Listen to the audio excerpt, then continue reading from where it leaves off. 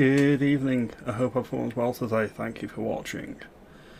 I wanted to go through a bit of a thought experiment and explain some of the political, legal and practical powers of both the Prime Minister and the Monarch.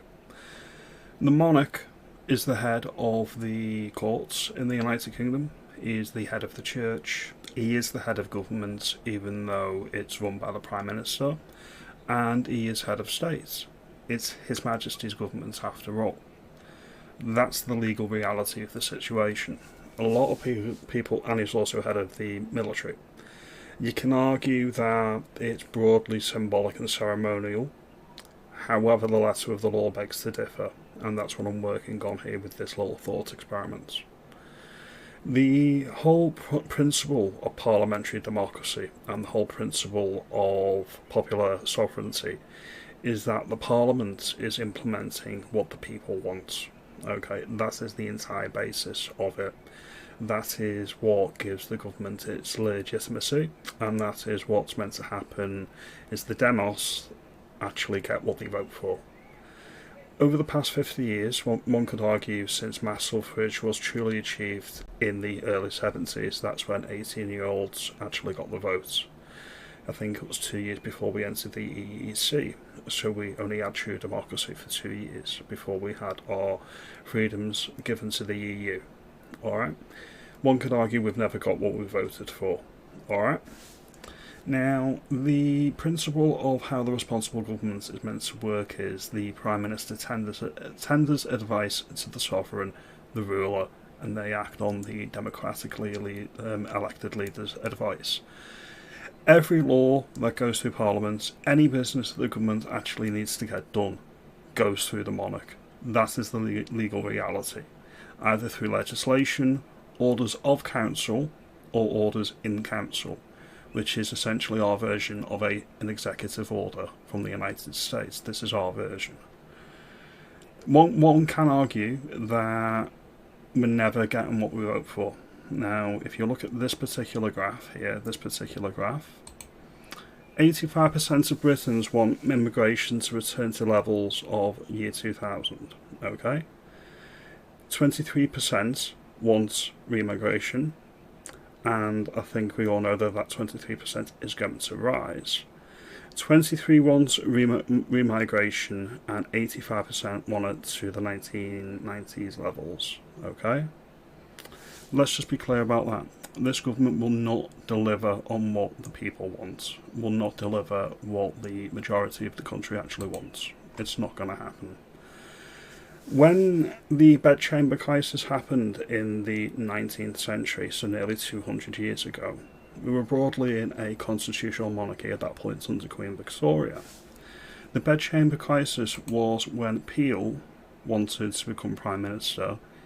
He actually declined the position because the Queen was refusing his advice to add more of his party advisors and higher-ups to the royal household to the court of the United Kingdom.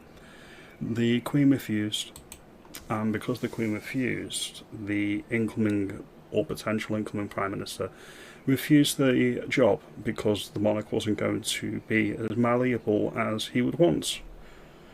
The king, if he actually had some balls and actually wanted to do what the people wanted, could say something similar to the Prime Minister and say, listen, you're not taking the country with you. Yes, you've been elected on 20% of the public and about 33% of the votes. You're not doing what the majority of the population wants. You know this, I know this. Rethink this. And if the Prime Minister refused, and the King refused to take that advice, then the Prime Minister would have to resign. It's as simple as that. The King does actually have the whip hand in certain circumstances. People can say it's unlikely, people can say it's not going to happen. I'm merely pointing out the legal reality that the monarch has substantial residual powers and they can be wielded in times of national emergency. And one could argue that mass migration being inflicted on a country that is dead against it is the definition of irresponsible government. The whole policy platform of the Prime Minister is irresponsible. The whole concept of a constitutional monarchy and a parliamentary democracy hinges on the government actually enacting what the people have voted for. That is how it's meant to work. That is how it's meant to function. The king done a deal with the devil. He is in hock to the liberal elites, not the mass public. The fact that is in hock to people that would just as soon have a republic and disregarding the broader wishes of the British electorate is a calculated risk. The king is in severe... I'd say he's very, very, very, very... He's really at risk here if he doesn't actually behave in a more responsible manner. These are just my thoughts, these are just my opinions on the matter. Now, if you think that I'm onto something here, you make me aware. As I say, this is just a thought experiment at this point. The residual power is there, and it's there for a reason. He's head of the army, he's head of law, he's head of government, and he's head of state. If you like this video, give me a thumbs up, give me a like and subscribe. I will see you in the next video. Have a good afternoon and have a good evening.